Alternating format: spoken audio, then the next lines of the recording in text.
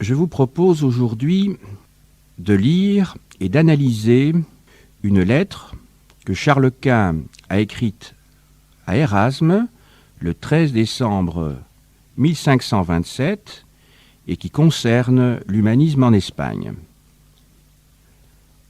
Honorabilis, devote, dilecte, ta lettre nous a causé un double plaisir. D'abord parce qu'elle venait de toi, et puis parce qu'elle nous a fait savoir le déclin de la folie luthérienne.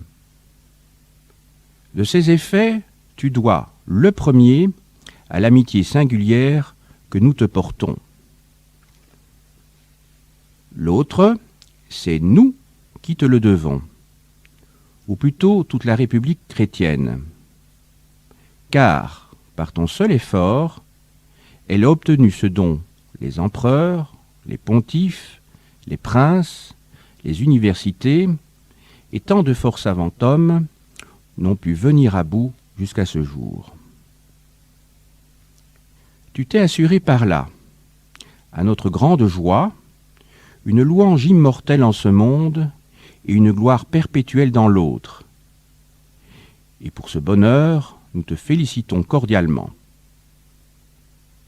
Il ne te reste plus qu'à tâcher de mener à bonne fin, de toutes tes forces, l'œuvre si heureusement entreprise. Toute notre aide et faveur est acquise à tes très pieux efforts. Quant aux débats qui ont été amorcés chez nous au sujet de tes ouvrages, nous avons lu avec vive peine ce que tu en dis. Car il semble que tu n'aies pas pleine confiance en nos dispositions et sentiments à ton égard. Comme si, nous présents, on devait prendre une décision contraire à Érasme, dont la piété chrétienne nous est bien connue. Si nous avons permis une enquête sur tes livres, tu risques seulement, au cas où l'on y trouverait quelques défaillances, toujours permises à un homme, de recevoir un avis amical qui t'amènerait à les corriger ou expliquer toi-même de manière à ne laisser au simple aucun motif de scandale, assurant ainsi l'immortalité à tes écrits et fermant la bouche à tes détracteurs. Mais si l'on n'y trouve rien, ou puisse prendre la calomnie, songe à la gloire qui en rejaillira sur tes ouvrages.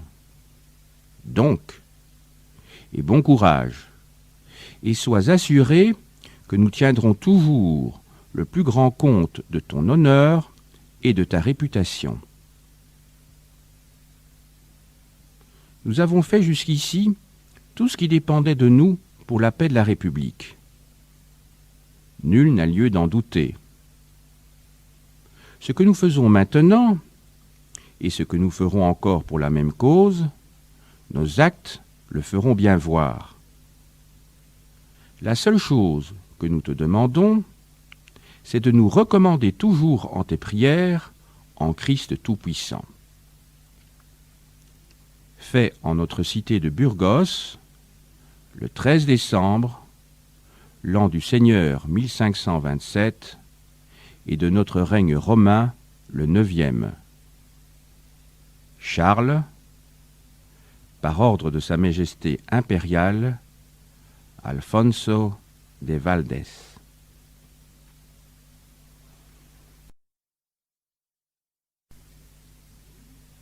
Présentons comme d'habitude le document qui vient d'être lu. Et commençons par la nature des sources. Il s'agit d'une lettre de Charles Quint, rédigée par le secrétaire Alfonso de Valdés et adressée à Érasme, en réponse à une missive de ce dernier du 2 septembre 1527, dans laquelle il s'inquiétait de l'examen de ses œuvres par une commission de théologiens. Elle est à la fois personnelle et officielle, dans la mesure où elle est rédigée par un membre de la chancellerie. Dès lors, son contenu représente la position de l'État espagnol à propos de l'orthodoxie d'Érasme et de l'humanisme. On aura pu remarquer qu'il y a 3 protagonistes. Le signataire, Érasme et enfin Alfonso de Valdés. Le signataire d'abord. En 1527, Charles Quint est roi des Espagnes depuis plus de 11 années et empereur depuis 8 années. Il est donc l'héritier des rois catholiques, maître des Amériques et d'une partie des Italies, possesseur de l'héritage bourguignon, centré essentiellement sur les Pays-Bas et la Franche-Comté, et il a recueilli la couronne impériale qui revient traditionnellement à un membre de la famille d'Habsbourg. Farouchement chrétien, il assiste avec souffrance au développement de la réforme luthérienne qui s'est diffusée à partir de 1517. Il est en même temps ouvert aux suggestions de l'humanisme. Il entretient des relations étroites avec Érasme, dont il a fait l'un de ses conseillers. Second protagoniste, Érasme. Il est alors dans le plein apogée de son influence. Au contact avec tous les grands humanistes de son époque, More, Collet, Vives, il a déjà écrit ses principales œuvres.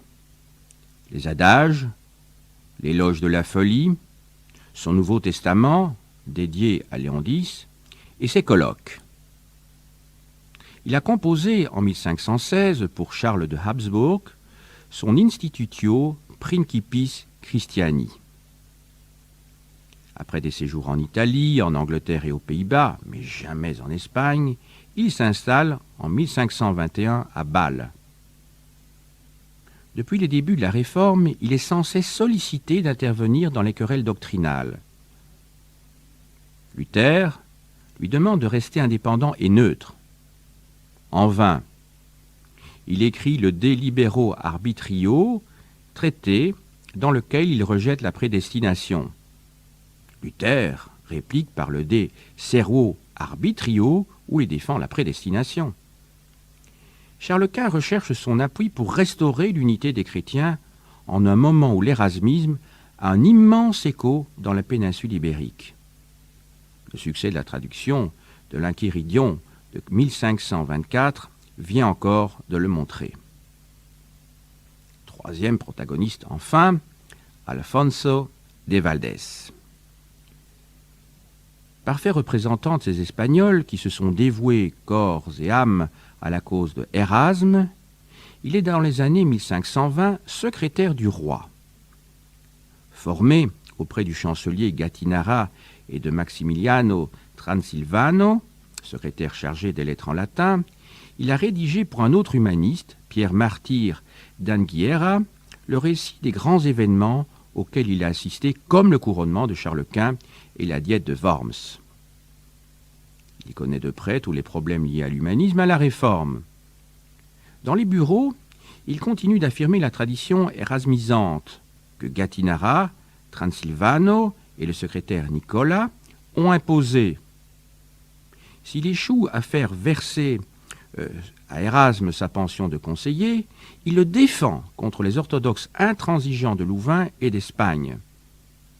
À cet égard, les années 1525-1527 sont décisives.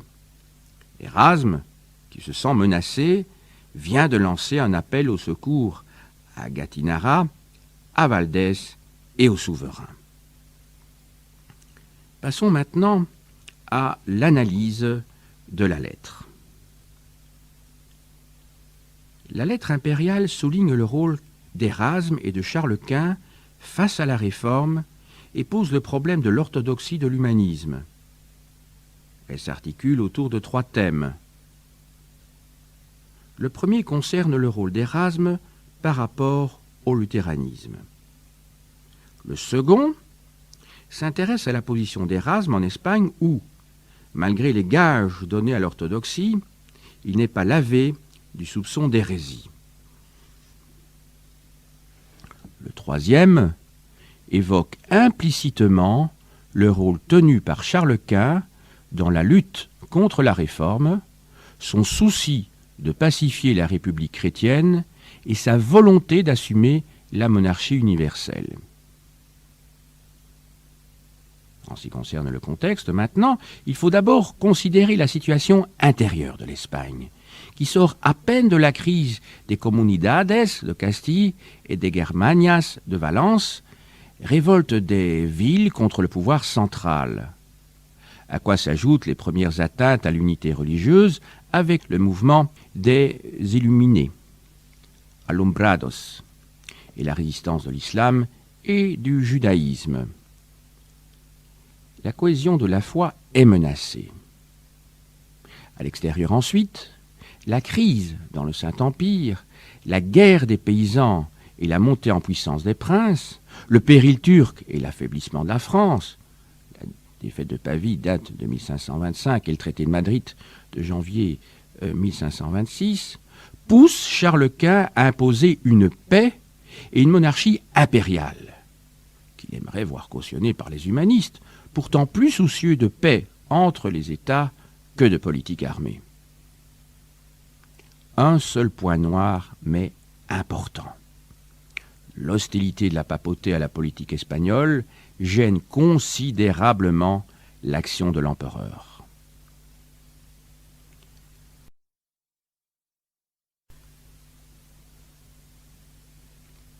Passons maintenant aux commentaires du document.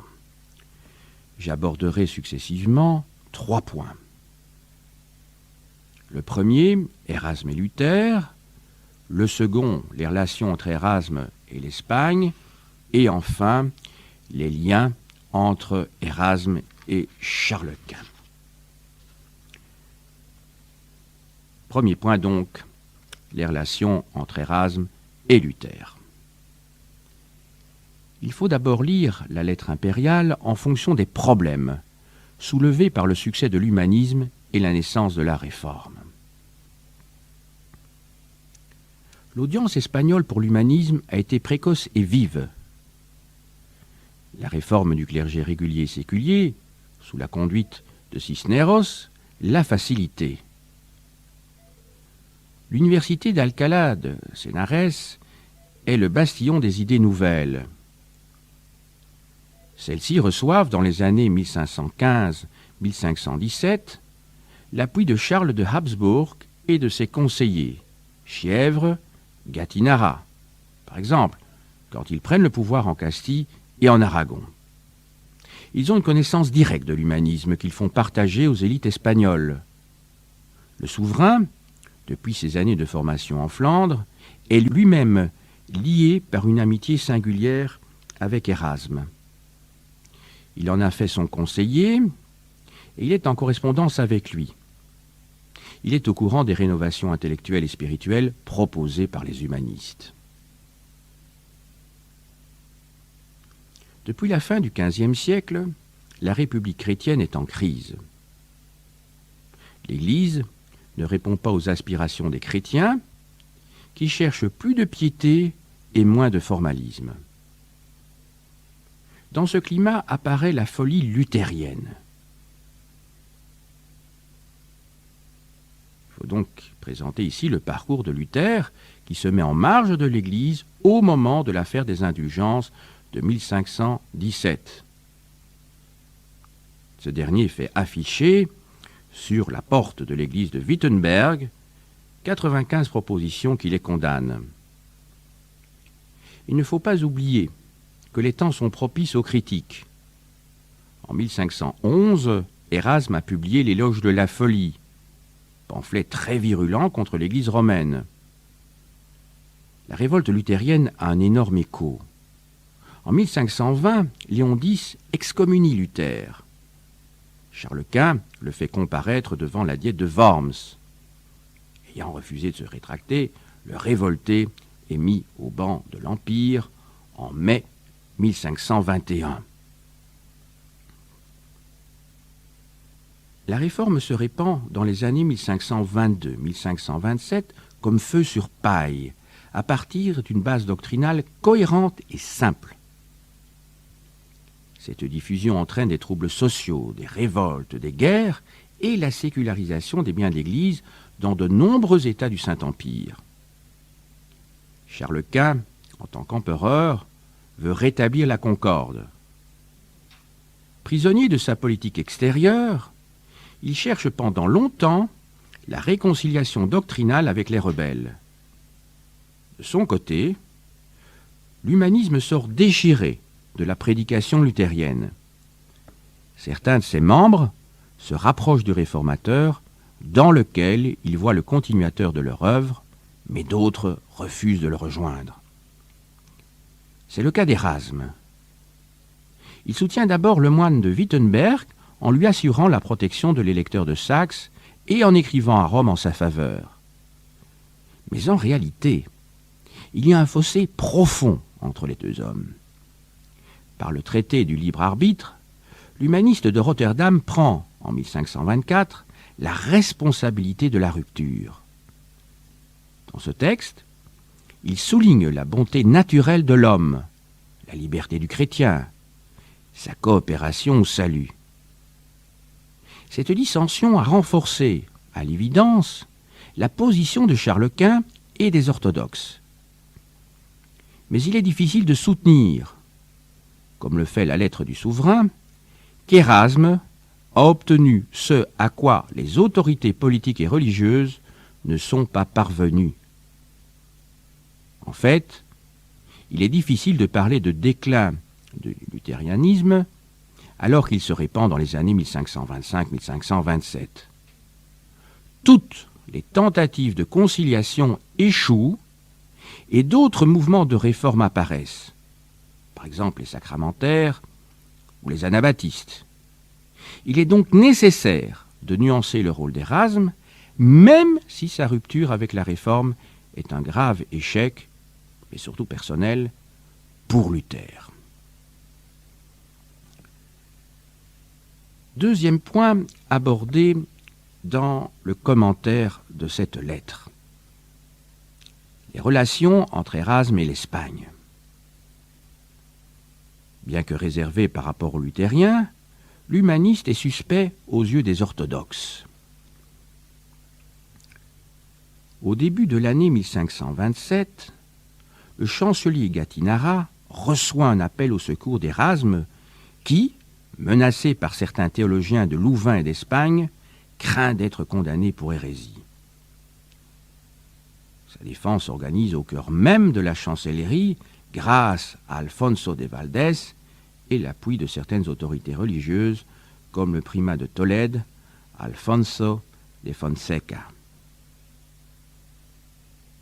Dans le même temps, des débats à propos de ces écrits sont organisés à Valladolid par l'inquisiteur général Alonso Manrique. Ce dernier met à profit la réunion des Cortes dans cette ville à partir du 11 février 1527.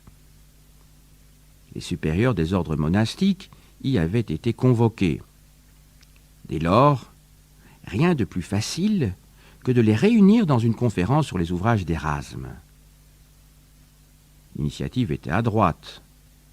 En agissant ainsi, Manrique manifestait son appui à l'humaniste et donnait une apparente satisfaction à ses détracteurs. Une commission, où figurent certains de ses plus chauds partisans, comme Jerónimo Ruiz de Verrues, orateur bénédictin, l'Augustin Dionisio Vázquez, et bien entendu Alfonso de Valdés, est chargée de dresser un catalogue des principales positions de l'humaniste. Ce catalogue est achevé en 15 jours et soumis à l'appréciation d'une assemblée d'experts inquisitoriaux. Mais cette conférence de Valladolid a tout juste le temps d'examiner favorablement les positions d'Érasme sur la Trinité, la divinité du Christ et l'Esprit Saint. Le sac de Rome par les troupes impériales en mars 1527 interrompt ces débats. Et les Cortés se dispersent car la peste a envahi Valladolid. L'empereur s'est réfugié à Palencia, puis à Burgos, d'où est expédiée la lettre du 13 décembre 1527. le triomphe d'Érasme est apparent. Sur le fond, rien n'est encore tranché. Les théologiens n'ont pas voté. La lettre écrite au lendemain de la conférence est sur ce point très explicite. Elle évoque une décision qui pourrait être contraire à l'humaniste. Ce qui, en clair, signifie que ces décisions restent à prendre. Pourtant, Manrique voudrait en finir.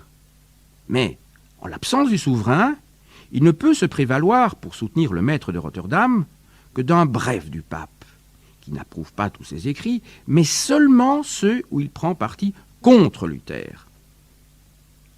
Il se résigne donc à interrompre la conférence. Voilà pourquoi Érasme sort sans éclat du guêpier théologique. Le clan des Érasmiens est déçu et prépare des contrefeux. Il organise la riposte, d'abord par la lettre rédigée par Valdès et signée par le souverain. Elle appuie, en quelque sorte officiellement, l'auteur de l'Enchiridion. Ensuite, il amplifie son action par des courriers qui soulignent la victoire de leur protégé. Érasme, lui-même, de Bâle, s'emploie également, par une correspondance nourrie avec Manrique, Vergara, Coronel, Gattinara, de nouveau l'empereur, et Valdès, à faire en sorte que ces ouvrages suspectés soient déclarés d'utilité publique. Il n'a guère confiance et se méfie de l'avis amical qui pourrait l'obliger à corriger ses œuvres pour ne laisser au simple aucun motif de scandale. Le document de décembre 1527 recueille l'écho de toutes ces stratégies, mais il ne fait que camoufler la réalité. Érasme est en sursis. Troisième point abordé dans ce commentaire, les liens entre Érasme et Charles Quint. La lettre a aussi un contenu implicite qui fait appel à deux principes contradictoires sur lesquels l'empereur et l'humaniste sont en opposition. D'une part, la monarchie universelle, et d'autre part, le pacifisme humaniste. Je commencerai donc par la monarchie universelle. Premier de ces deux principes, il apparaît dans la lettre dans deux passages. Lors de l'énoncé de la titulature du signataire et dans l'allusion à la République chrétienne. Charles Quint est, en effet, dans la 9e année de son règne romain et, en tant qu'empereur, se sent investi d'une mission particulière. Du point de vue international, il cherche à contenir les visées françaises sur l'Italie, s'oppose à la Ligue de Cognac, qui réunit autour de la France tous ses ennemis, et en particulier le pape Clément VII, farouchement anti-espagnol. Le sac de Rome, en mai 1527, par les troupes impériales, n'a pas amélioré les relations de Rome et de l'Espagne. Enfin, la victoire des Turcs sur les troupes du roi de Hongrie à Mohács, en 1526, est préoccupante. Charles Quint voudrait les contenir en prenant la direction des affaires européennes.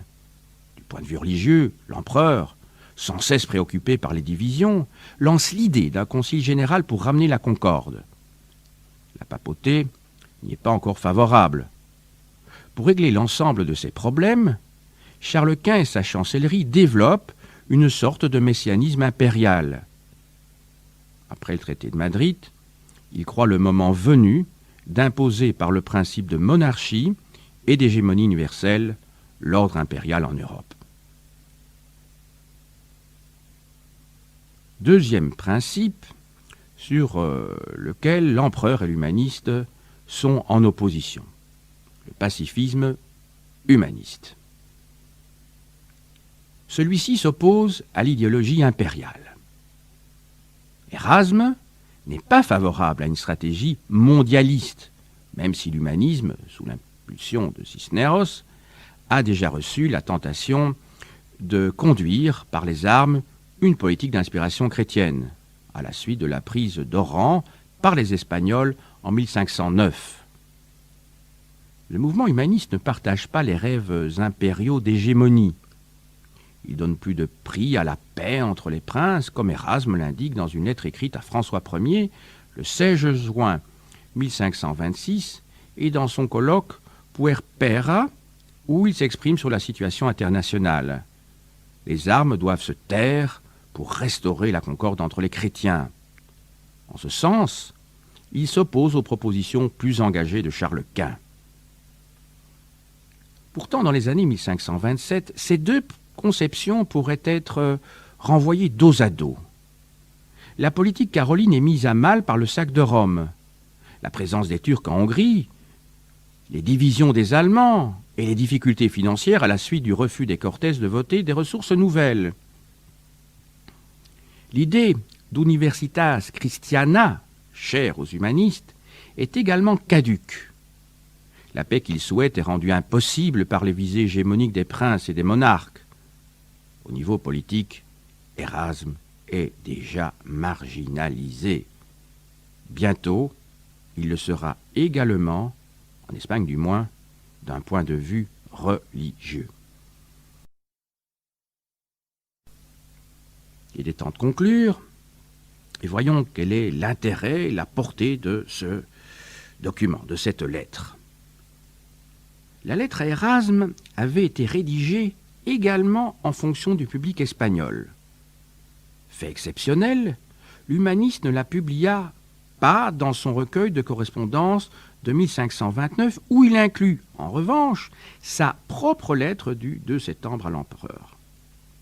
Pourquoi cette omission ? A-t-il compris que l'appui reçu par la chancellerie et le souverain est insuffisant pour imposer silence à ses détracteurs ?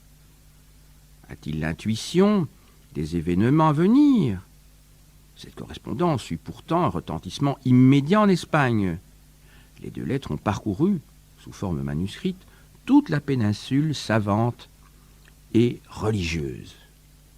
Elles furent ensuite imprimées et diffusées à des milliers d'exemplaires.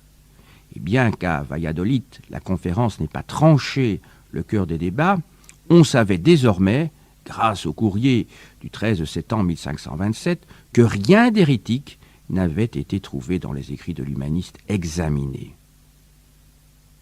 Les deux missives eurent donc une grande influence dans la diffusion de l'érasmisme qui, jusqu'en 1532, a le vent en poupe. Mais le climat va bientôt changer, malgré la présence des érasmiens. En effet, les procès de l'Inquisition contre les illuminés de Castille et les nouveaux chrétiens, souvent soupçonnés d'érasmiser, les difficultés avec la communauté morisque, la tentative de pénétration des idées luthériennes en Castille et en Aragon, tout conduit à enfermer la péninsule dans la plus stricte des orthodoxies. À partir de 1532, le parti des humanistes est inquiété. Et la persécution s'amplifiera dans les années 1555 à 1558, quand l'index des livres prohibés de l'Inquisition condamnera, à côté de l'état-major réformé, les écrits érasmiens. C'en est alors fait de l'influence d'Érasme en Espagne.